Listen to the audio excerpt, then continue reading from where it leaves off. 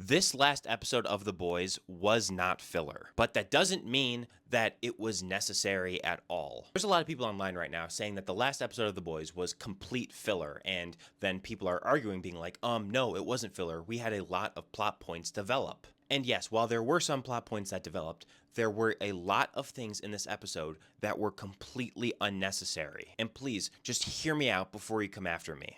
1. Sister Sage's masterful plan. Her plan of killing everyone so she can be left alone is very dumb. Yes, we got to see her master plan, we finally got to hear about it, but this plan takes away from all the interesting things that we learned about her in Season 4. So while this is plot development and character development, it is not good plot development and character development. Same thing with Soldier Boy liking Homelander now. That came out of the blue. Yes, his character is developing. Yes, things are happening, but they are completely pointless and add nothing to the plot. Same thing with Butcher wanting to give V1 to Annie and Kimiko. This adds nothing to the plot. Because I know further in the season, Butcher's gonna change his mind and want to burn the V1 and not give it to Kimiko or to Annie. Yes, sure, certain plot lines are progressing, but they're progressing in a way that's not well written and totally disregards previous setups and previous relationships. Firecracker's death, was that a big moment? Yes. Was that development? Yes. But it was pointless